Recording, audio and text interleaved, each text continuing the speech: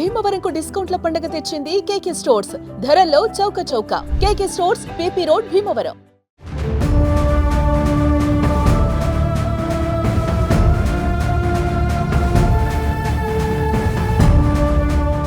భారత్ పాక్ల మధ్య యుద్ధం వస్తే చైనా ఎటువైపు అనే ప్రశ్నకి డ్రాగన్ కంట్రీ జవాబు చెప్పకనే చెప్పింది. భారత్ పై మరోసారి చైనా కుట్ర బట్టబయలైంది. పహల్గాం ఉగ్రదాడికి వ్యతిరేకంగా ఇప్పటి వరకు మనస్ఫూర్తిగా స్పందించని చైనా పాకిస్తాన్ కి మాత్రం సానుభూతి చూపిస్తోంది. పాక్ కి ఆయుధ సాయం కావాలంటే అప్పుగా ఇస్తామన్న సంకేతాలను పంపుతోంది. తమ దేశ ప్రజలు ఆకలితో అలమటించినా చివరికి ఏమైనా గానీ భారత్ మాత్రం బాగుపడకూడదనే మైండ్ సెట్ లో ఉండే పాక్ చైనా కుట్రలో భాగమవుతోంది. చైనా, పాకిస్తాన్ భారత్ పై కుట్రలు చేసేందుకు ఒకటవుతున్నాయి.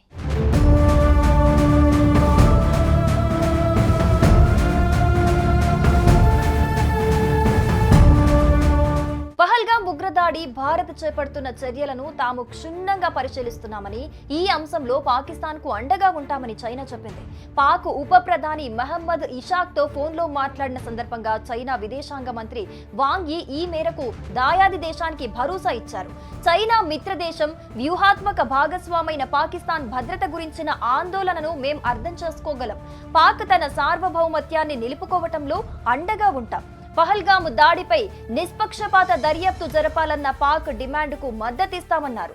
మరోవైపు పహల్గాం ఉగ్రదాడి పాకిస్తాన్ సీమాంతర ఉగ్రవాదాన్ని ప్రోత్సహిస్తోందంటూ భారత్ కఠిన చర్యలు చేపట్టడంతో ఈ అంశాన్ని వివాదాస్పదం చేసేందుకు పాకిస్తాన్ ప్రయత్నాలు మొదలుపెట్టింది.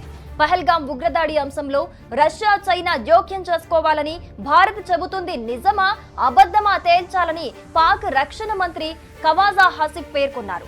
రష్యా మీడియా సంస్థ RIA నోవోస్తితో తన మనసులోని మాటలను బయటపెట్టారు. కాశ్మీర్లో జరిగిన ఘటన కుట్రదారులు ఎవరో తేలుద్దాం. రష్యా గాని, చైనా గాని, యూరోపియన్ దేశాలు గాని ఈ విషయంలో చాలా కీలక పాత్ర పోషించగలవని అనుకుంటున్నారు. ఆ దేశాలు ఒక విచారణ బృందాన్ని నియమించి భారత్, మోదీ నిజం చెప్తున్నారా అబద్ధం చెబుతున్నారా అన్న దానిపై దర్యాప్తు చేయాలి. అసలు విషయం ఏమిటో అంతర్జాతీయ బృందంతో తేల్చాలని పేర్కొన్నారు.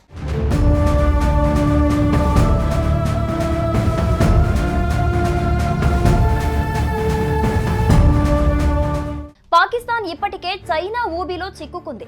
బలూచిస్తాన్ లో చైనాకి పెద్ద ఎత్తున ప్రాజెక్టులున్నాయి. సిల్క్ రోడ్ తో పాటు పలు కీలకమైన ప్రాజెక్టులను చైనా బలూచిస్తాన్ ప్రాంతం నుంచి నడుపుతోంది. దీనికోసమే పాకిస్తాన్ కి పెద్ద మొత్తంలో ఆర్థిక సాయం చేస్తోంది. పాక్ ఎప్పటికీ తమ కంట్రోల్లోనే ఉండాలన్న కోణంలో ఆయుధాలు వంటి అప్పులిస్తోంది. దీనికి కారణం పాక్ పై ప్రేమ కంటే చైనాకి భారత్ పై ఉన్న పగనే కారణం. భారత్ ని పాక్ వైపు నుండే దెబ్బతీయటం చైనా స్ట్రాటజీగా కనిపిస్తోంది. ఓ పక్క పాకిస్తాన్ ను క్రమంగా ఆక్రమిస్తూ వస్తున్న చైనా భారత్ లోని అరుణాచల్ ప్రదేశ్ పై కన్నేసింది. కొద్దిగా ఆక్రమించాలని చూస్తోంది. భారత్, చైనా ప్రయత్నాల్ని ఎప్పటికప్పుడు తిప్పికొడుతూ వస్తోంది. ప్రస్తుతం భారత్, పాకిస్తాన్ల మధ్య ఉద్రిక్త పరిస్థితులలో భారత్ దృష్టి పాక్ బోర్డర్ వైపు మరల్చి సరిహద్దులో మరింతగా కబ్జా చేయాలన్న ఆలోచనలో చైనా కనిపిస్తోంది. అందుకే పాకిస్తాన్ ను పావుగా వాడుకుంటోందని, చైనా చర్యను కూడా భారత్ ఉపేక్షించకూడదన్న వాదన వినిపిస్తోంది.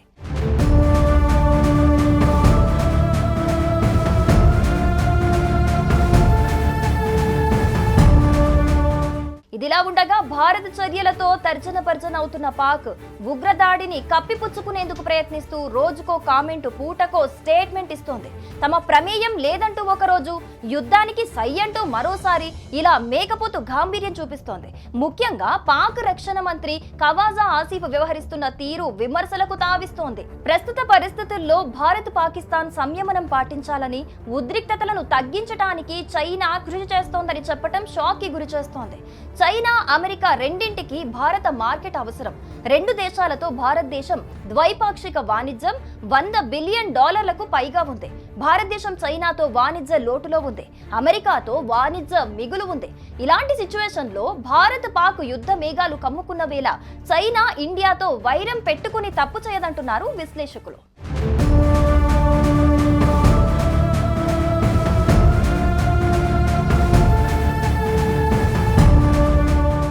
సుమన్ టీవీలో మీ పర్సనల్ అండ్ బిజినెస్ ప్రమోషన్స్ కోసం కింది నెంబర్కి కాంటాక్ట్ చేయండి.